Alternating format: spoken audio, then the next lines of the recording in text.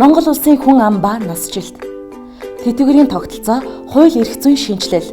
Нийгмийн даатгалын сан тэнцвэртэй байна уу? Сангийн алдагдлыг цаашид хэрхэн бууруулах вэ? Нийгмийн даатгалын тогтолцоог олон улстай харьцуулах нь. Сүүлийн 10 жилд Монгол улсын нийт хүн амын тоо 16.1%-аар өссөн байхад ахмад насны тоо 21.9%-аар буюу илүү хурдтай өссөн байна.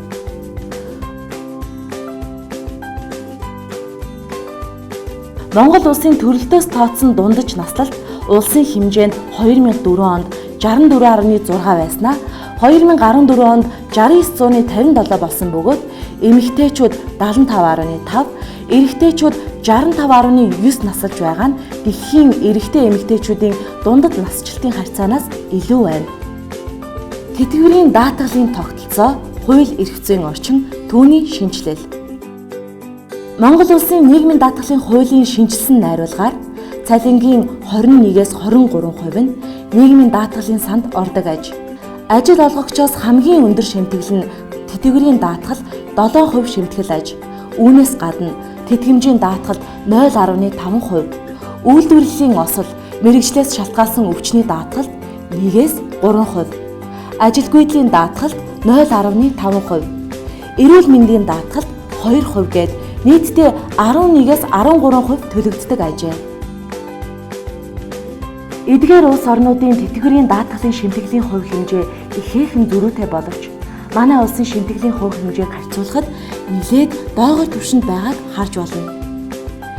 Энэ нь нэг талаас тэтгэврт гарснаас хойш амьдрах үе их байгаатай холбоотойгоор ирээдүйн орлогыг бүрдүүлэхийн тулд шимтгэлийн хувь хэмжээг өндөр тавьж байгаатай холбоотой. Нөгөө талаас өндөр хөгжилтэй орнуудын хувьд ажил олгогчдын эдийн засгийн чадамж сайн байгаатай холбон тайлбарлаж болох юм.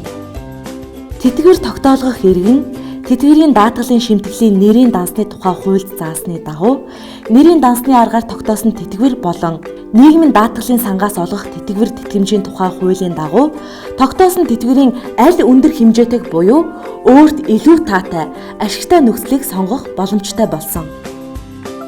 Монгол улсын хүчин төгөлдөр мөрдөж буй хуулиар өндөр наснд 3 төрлийн тэтгэвэр олгож байна.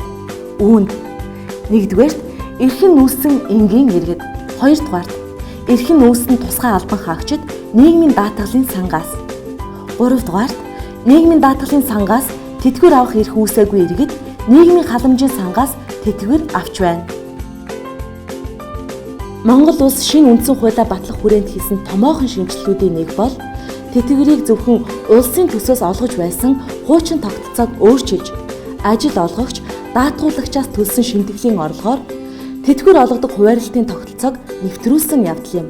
Энэхүү тогтолцоог 1994 онд улсын их хурлаас батлан 1995 оноос мөрдөж эхэлсэн нийгмийн даатгалын багц хуулиудаар баталгаажиж байгаа болно. Үе үеийн улсын их хурл, засгийн газар, бодит нөхцөл байдал, нийгмийн эдийн засгийн өөрчлөлт, өсөн нэмэгдэж шин хэрэгцээг зохицуулах зорилгоор нийгмийн даатгалын харилцааг зохицуулж буй багц хуулиудад нийтдээ 20 гаруй удаа нэмэлт өөрчлөлт оруулж шинжилсэн найруулга хийснээс 2015 онд зорилтод бүлэг чиглэсэн нэлээд олон өөрчлөлтийг хийжээ. Төрөөс тэтгэвэр нэмэгдүүлэх, тэтгэврийн тогтолцоог сайжруулах, шинжлэх, оновчтой тогтолцоог бүрдүүлэх бодлогыг үе шаттай, ялангуяа сүүлийн 5 жилд эрс нэмэгдүүлэх бодлогыг авч хэрэгжүүлсээр ирсэн. Нийгмийн даатгалын сан тэнцвэртэй байна уу?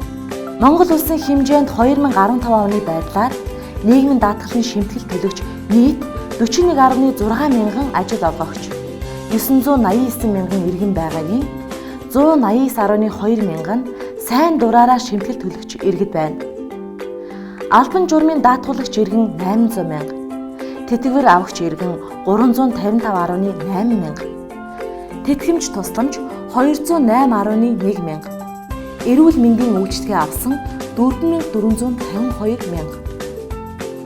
Монгол улсын одоогийн тогтолцоо нь эв санааны нэгдэл буюу орлогоор зарлагаар нөхөх сангийн тогтолцоо юм. 2014 оны байдлаар нийгмийн даатгалын сан нийт 1,394 сая 600 мянган төгрөгийг бүрдүүлж байсан байна. Үүний 77% шимтгэлийн орлого, 18% улсын төсвөөс, Үлдсэн 4.5% бусад орлогоос бүрдсэн байна. Нийгмийн даатгалын алдагдaltaй болсон шалтгаан. Нэг хүний жилд төлдөг шимтгэлийн хэмжээ нь 2015 онд 2014 оныхоос 0.82%-аар буурсан ч 2014 онд нийт нийгмийн даатгал төлөгчдийн тоо 1,58,946 хүнээс 1,100,159 болсон нь өмнөх жилүүдийн өсөлтийн хувийн дунджаар 12% байсан нь 2015 онтой харьцуулбал 3.9% буюу даруй 4 дахин багассан байна. Тэтгэврийн даатгалын сангийн алдагдлыг цаашид хэрхэн бууруулах вэ? Нийгмийн даатгалын сангийн таамаглал 2040 он.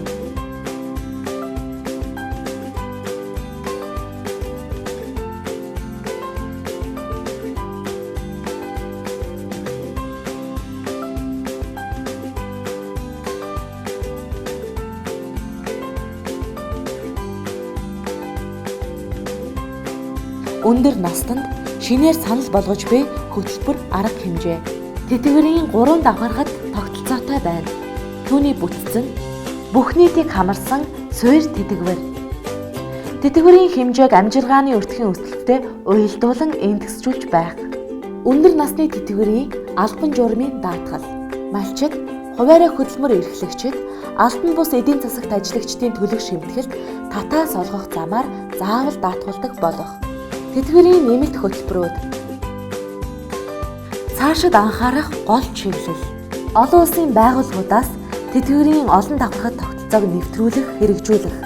Цаашид яагаад олон давхаргад тэтгэврийн тогтолцоо чухал болох талаар зөвлөмж өгсөний дагуу бид олон улсад ямар байгаа талаар харьцуулалт хийсэн болно.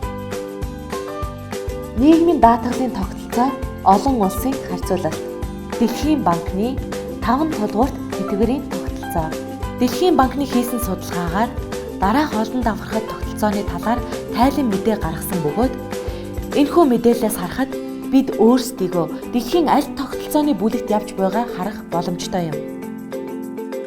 Дэлхийн улс орнуудын нийгмийн даатгалын тогтолцоогоор эзлэх хувь.